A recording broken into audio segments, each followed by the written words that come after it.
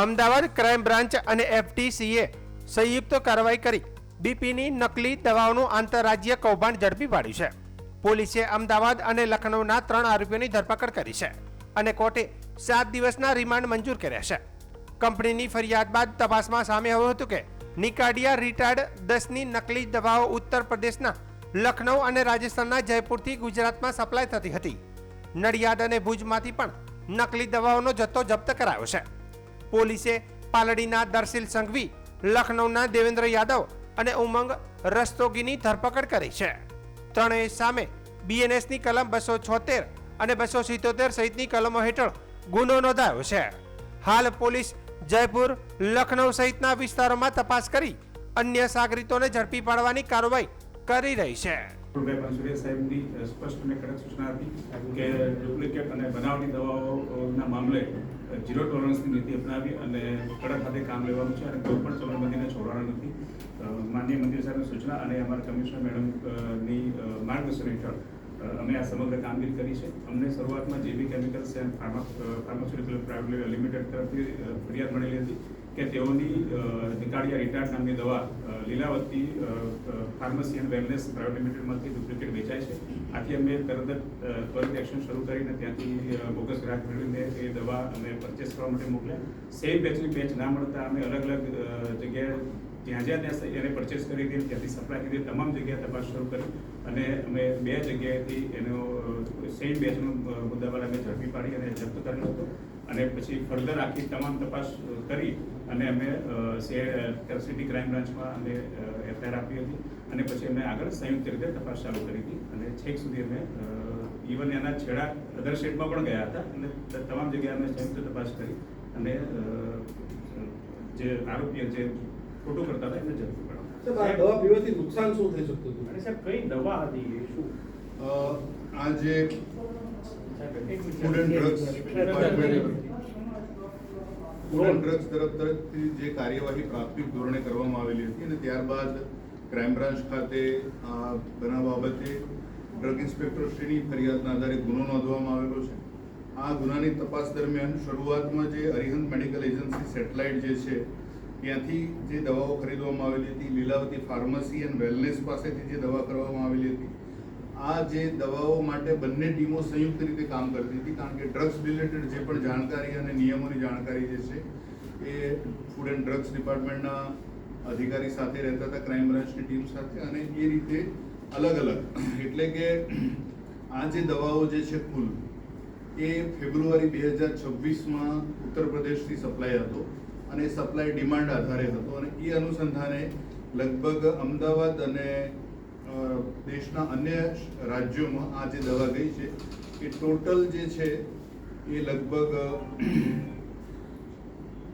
2700 strips વેચાણ થયેલી છે અલગ અલગ જગ્યાએ. એમાં અમદાવાદમાં લખનૌ ખાતેથી 27 સ્ટ્રીપ્સ જે ખરીદેલી હતી એમાં પારસ ઇકોમેડ અમદાવાદમાં 900 સ્ટ્રીપ, અશ્યોર હેલ્થકેર અમદાવાદમાં 900 સ્ટ્રીપ, ગ્લોબલ ફાર્મામાં 200, પછી મૈસૂરની એક રક્ષા એસોસિએટ્સ છે ત્યાં 200 સ્ટ્રીપ ગઈ છે, અરિહંત મેડિકલ અમદાવાદમાં 60 અને ગિરિરાજ હેલ્થકેર અમદાવાદમાં 50, સુરત, ભાવનગર એ રીતે ભુજ અને નડિયાદ એમ અલગ અલગ જગ્યાએ આજ જે બી કેમિકલ્સ જે બીપીની નિકાર્ડિયા રિટાર્ડ જે 10 mgની જે મેડિસિન્સ છે એ જ ફોર્મમાં એ લોકો બનાવતા હતા અને એનું જે રેપર જે છે મેડિસિનનું જે 10ની ગોળીનું પેકેટ આવે છે એ પણ એના જેવું જ હતું. પણ અનુભવી અને જાણકાર માણસો એને તરત જ આ વસ્તુનો ખ્યાલ આવી જાય કે આ એ જ રેપર નથી જે ઓરિજિનલ કંપની બનાવે છે. આ જે તપાસ દરમિયાન અત્યાર સુધીમાં કુલ 3 આરોપી અરેસ્ટ કરવામાં આવેલા છે. આ 3 આરોપી પૈકી પાર્શ્વ મેડિકલ જે પાર્શ્વ એજન્સી છે એના દર્શિલ ઉમંગભાઈ સંઘવી અને લખનૌથી 2 આરોપી પકડવામાં આવેલા છે. એ લોકો આજે એમાં દેવેન્દ્ર યાદવ જે છે એ લખનૌના છે અને બીજો એના સાથીદાર છે ઉમંગ રસ્તોગી, એ પણ લખનૌના છે અને આ બંને કમિશન લઈને એ દવાઓ બધી જ ગુજરાત ખાતે મોકલાવતા હતા.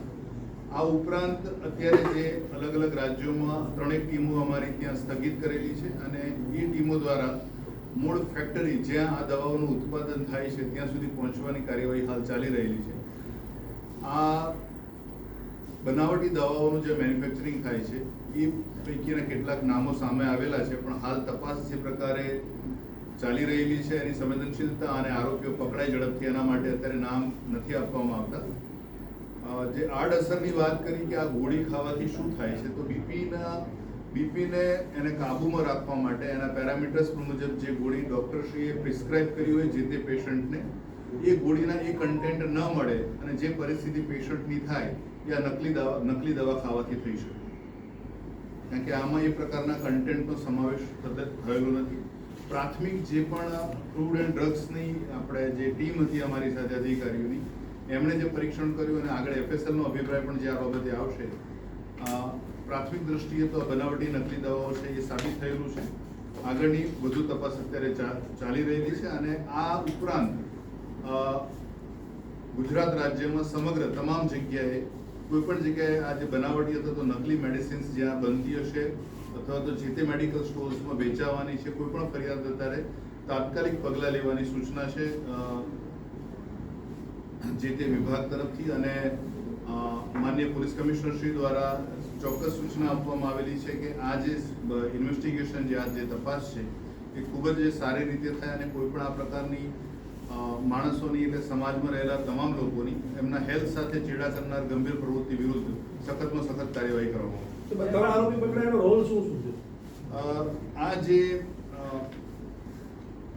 નામ દર્શિલ ગિરીશભાઈ સંઘવી જે છે એ અમદાવાદમાં હોલસેલ દવાનો વેપાર કરે છે અને એમના ત્યાંથી જ દવાઓ બીજા રિટેલ જે મેડિકલ સ્ટોર્સ છે જ્યાં જે ડે ટુ ડે ધોરણે એટલે પ્રતિદિન જે દવાઓ મંગાવે છે 10 સ્ટ્રીપ 20 સ્ટ્રીપ જે પ્રકારે એમની ડિમાન્ડ હોય, જે પ્રકારે એમના સ્ટોર્સથી વેચાણ થતું હોય એ પ્રકારે હોલસેલના વેપારી પાસેથી આ પ્રકારની દવાઓ લેતા હોય છે. એટલે અમદાવાદમાં પાર્શ્વ મેડિકલના દર્શિલભાઈ ત્યાંથી આ જે દવાઓ મળી આવી છે અને એમનાથી જે મેડિકલ સ્ટોર્સ ઉપર જે માહિતી મળી કે આ સ્ટોર્સ ઉપર 10 સ્ટ્રીપ ગઈ છે, આ સ્ટોર ઉપર 20 સ્ટ્રીપ ગઈ છે, તો એ ખરીદી વેચાણના બિલો અને એમણે પણ જે પેશન્ટ્સને વેચેલા છે એ તમામ વસ્તુઓ કબજે કરવામાં આવી છે, દસ્તાવેજ, અને એના કારણે આ એ જાણતા હતા કે આ દવાઓ બનાવટી છે. સામાન્ય રીતે જે પણ ભાવ હોય છે દવાઓનો, જે ઓરિજિનલ કંપની બનાવતી હોય, સ્ટાન્ડર્ડ કે જે રજિસ્ટર્ડ છે, લાયસન્સ્ડ છે, એના કરતાં ઓછા ભાવે જ્યારે દવા વેચાતી હોય છે ત્યારે એમને ખબર હતી કે આટલા ઓછા ભાવમાં દવા વેચાઈ ન શકે અને એમને એ જાણ હોવા છતાં એમણે આ દવાઓ બજારમાં વેચાણ અર્થે મોકલેલી છે. દેવેન્દ્ર યાદવ જે છે એ અને ઉમંગ આ બંને અગાઉ પણ પકડાયેલા છે પૂના ખાતે મહારાષ્ટ્રના, અને ત્યાં પણ આ જ પ્રકારે નકલી બનાવટી દવાઓનું વેચાણ કમિશનના આધારે કરવામાં એ પકડાયેલા હતા અને એમના વિરુદ્ધ ત્યાં કાર્યવાહી થયેલી હતી. હાલ આ બીજી વખત એ જ આરોપીઓએ ગુજરાતમાં આ પ્રકારનો વેપાર કરવાનો પ્રયત્ન કરેલો છે અને એ સમય એને કરેલો છે અને એ અનુસંધાને હાલ આ તપાસ ચાલી રહી છે. મેડિકલ સ્ટોર ધારકોને ખબર હતી કે નકલી દવા છે? જે મેડિકલ સ્ટોર્સ ધારક જે છે જ્યાં કોઈ સ્ટ્રીપ વેચી, તો જે તે વખતે, કારણ કે છેલ્લા 4 માસમાં આ જે પણ દવાઓ આવી એ દવાઓ પેશન્ટ સુધી પહોંચી પણ ગઈ છે. એટલે શરૂઆતમાં જ્યારે જે નાના સ્ટોર્સ જે છે ત્યાં એ ખ્યાલ નથી આવ્યો પ્રાઇમા ફેસી કે આ ખરેખર દવાઓ નકલી હતી. સર, પૈસાનું માર્જિન કેટલું હતું ઓરિજિનલ દવામાં કે ડુપ્લિકેટ દવામાં? કેટલું કમિશન હતું એનો એક આંકડો ખાલી ચોક્કસ કહેશો તો ખ્યાલ આવે કે કેટલા રૂપિયા માટેથી માત્ર જીવનના ચેડા થશે?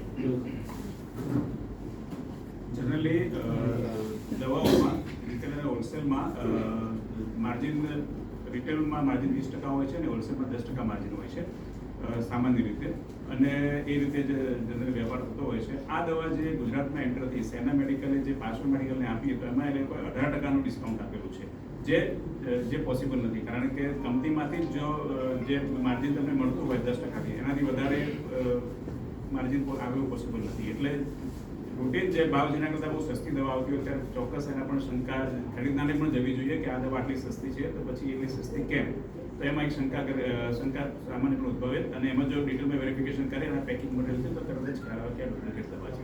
ફેબ્રુઆરીથી અત્યાર સુધીમાં કેટલો માલ છે બનાવી અને અલગ અલગ જગ્યાએ જતો રહ્યો, અને આ કોઈ ખાધા પછી ફરિયાદ કરી અને સામે આવ્યું, ત્યાં સુધી ફૂડ એન્ડ ડ્રગ વિભાગ શું કરતું હતું એની કામગીરી પણ અનેક સવાલ ઉભા થયા, કારણ કે ઘણી બધી વેચાઈ ગઈ, લોકોએ ખાઈ લીધી અને પછી સામે આવ્યું. સામાન્ય રીતે ફૂડ એન્ડ ડ્રગ વિભાગમાં અમારા ઇન્સ્પેક્ટર છે, રેગ્યુલર ચેકિંગ અને રેગ્યુલર ઇન્સ્પેક્શન્સ બધા ચાલુ હોય છે. માર્કેટમાંથી રેન્ડમ સેમ્પલિંગ પણ રેગ્યુલર થતા જ હોય છે અને સેમ્પલિંગમાં જ્યારે પણ ધ્યાનમાં આવે કે અહીંયા દવા કોઈ સ્પુરિયસ છે અથવા તો નોટ ઓફ સ્ટાન્ડર્ડ છે તો એના અન્વયે નિયમ મુજબની કાર્યવાહી થતી જ હોય છે. આ ડ્રગ જે છે પર્ટિક્યુલર, તો એ ડ્રગમાં કંપનીને ધ્યાનમાં આવ્યું કે એની દવા ડુપ્લિકેટ છે. અત્યારે એના કન્ટેન્ટ બાબતે અમે ઓલરેડી સેમ્પલ લઈને મોકલી આપેલા છે અને જ્યાં પણ ધ્યાનમાં આવે છે ત્યાં કડક ને સખત કાર્યવાહી કરવામાં આવે છે. સર, કેટલી અત્યાર સુધીમાં લોકોએ આ વેચી હશે કે લોકોએ આ ખાઈ લીધી હશે નકલી દવા? અત્યારે જે આપણી જે તપાસ થઈ છે એ દરમિયાન સેનના ફાર્મસીએ જે દવા અહીંયા વેચી છે લગભગ 3600 ટેબ્લેટ્સ અહીંયા એને પાસો મેડિકલે વેચી હતી. પાસો મેડિકલ એજન્સીએ એવું પોઈન્ટ છે કે જે ગુજરાતનું એન્ટ્રી દ્વાર અથવા તો પ્રવેશ દ્વાર કહી શકાય કે જેને લખનૌથી અહીંયા લઈને વેચી છે. તો 3600 મેડિકલ હતી, એમાંથી 3600 હતી, એમાંથી અમે 1200 ટેબ્લેટ જપ્ત કરી છે. અલગ અલગ બે જગ્યાએ હતી, એક રાજકોટથી એક નડિયાદથી અને એક ભાવનગર. એ મુદ્દામાં મળી આવે છે. સર, લોકોને કેવી રીતે ખબર પડે? એટલા લોકો છે તે દવા ખાઈ ચૂક્યા છે, જ્યારે એક ફરિયાદ આવી ત્યારે આખી ઘટના જ સામે આવી. ખરેખર આ દવા જ્યારે લોકો લેતા હોય ત્યારે તેમનું શું ધ્યાન રાખવું જોઈએ? લોકોએ ચોક્કસપણે જ્યારે દવા ખરીદતી વખતે એ જોવું જોઈએ કે પ્રથમ તો વિથ બિલ જ પરચેસ કરવી જોઈએ. કોઈ પણ જગ્યાએ દવા ખરીદે તો બિલનો ચોક્કસ આગ્રહ રાખે. બીજું, જ્યારે તમે પરચેસ કરો છો ત્યારે એ દવાની સ્ટ્રીપ ઉપર કંઈ એનું જે પ્રિન્ટિંગ મટીરિયલ છે એમાં જે દવાના નામ લખ્યા છે, જે બીજી વિગતો લખી છે, એમાં એમને કંઈ પણ અજુગતું દેખાય, સ્પેલિંગ મિસ્ટેક દેખાય અથવા તો કંઈ સામાન્ય કરતાં અલગ દેખાય તો ચોક્કસ ફૂડ એન્ડ ડિપાર્ટમેન્ટને જાણ કરવી જોઈએ. દવા લીધા પછી એની અસરમાં એમને લાગે કે અસરમાં કંઈ પ્રોબ્લેમ છે તો પણ જાણ કરવી જોઈએ. અને જ્યાં સસ્તી મળતી હોય, વધારે પડતી સસ્તી, જે રેગ્યુલર માર્જિન જે ગવર્મેન્ટે ફિક્સ કરે છે એના કરતાં વધારે સસ્તી દવા છે તો ચોક્કસ એમાં શંકા કરીને એમાં પણ ધ્યાન રાખવું જોઈએ. અને એમને થોડી બી શંકા લાગે તો ફૂડ એન્ડ ડિપાર્ટમેન્ટમાં તાત્કાલિક જાણ સર, આ દવાની અંદર શું તફાવત હતો? પ્રિન્ટિંગમાં કે ક્યાં કઈ રીતે ઓળખી શકાય આ દવામાં? આ દવાના પ્રિન્ટિંગમાં જે નીચે સ્ટીરિયો એટલે એવી વસ્તુ કે જ્યાં batch number, manufacturing date, expiry date લખેલી છે એ અને એની એમઆરપી લખેલી છે, એનું આખું લખાણ અલગ હતું. પેલા જે ડુપ્લિકેટ હતી એમાં બે લાઈનમાં લખાણ હતું, જે ઓરિજિનલ હતી એમાં 3 લાઈનમાં લખાણ હતું. પ્લસ આખાનું જે આર્ટવર્ક છે એનું જે લખાણ છે એમાં પણ માઇનર ડિફરન્સ. સર, પૈસાની ગણતરી કરી, તમે કમિશન જે કીધું ડિસ્કાઉન્ટ, પૈસાની ગણતરીમાં કરવા જઈએ 100 રૂપિયા તો સ્ટ્રીપ કેટલામાં વેચાતી હતી, એમાં ડિસ્કાઉન્ટ કેટલું, એ પૈસાની એક આંકડાકીય સામાન્ય લોકોને સમજાય એટલા માટે પૂછું છું. એક ખાલી પૈસામાં એનું ગણતરી કરીને સમજાવો. એટલે એની એમઆરપી જે હોય ને જનરલી એવું હોય છે, મેં આપણે કીધું ને કે જે 10% હોલસેલ માર્જિન ને 20% રિટેલ માર્જિન હોય છે, એટલે એ માર્જિન એને એમઆરપી એ માર્જિન ગણાતું હોય છે. એટલે જો એ એમઆરપી કરતાં વધારે સસ્તી હોય, તમને કોઈ ડિસ્કાઉન્ટ આપી શકે તો આપીને કેટલું આપી શકે? કારણ કે દરેક આ અત્યારે બિઝનેસ છે એટલે કોઈ એવું ફ્રીમાં કોઈ દવા આપતું નથી. એટલે જો તમને રૂટીન માર્જિન કરતાં જે મેં કીધું 10% કે 20%, રિટેલ હોય તો 20%થી વધારે માર્જિન મળે નહીં. ઓરિજિનલ દવાનું સ્ટ્રીપ કેટલામાં વેચાતું હતું અને ડુપ્લિકેટ દવાનું સ્ટ્રીપ કેટલા રૂપિયા વેચાતું? એમઆરપી રિટેલ લેવલ તો એમઆરપી થી જ વેચતા હતા. રિટેલ એમઆરપી કેટલી? 10 ટેબ્લેટના 112 રૂપિયા ને 90 પૈસા. અચ્છા, અને ઓરિજિનલ પણ એ જ છે. હા, એટલે રિટેલરને તો એ જ ભાવ આપે. આ લોકો જે હોલસેલર જે પરચેસ કરે છે એ લોકો સસ્તામાં પરચેસ કરી આપે.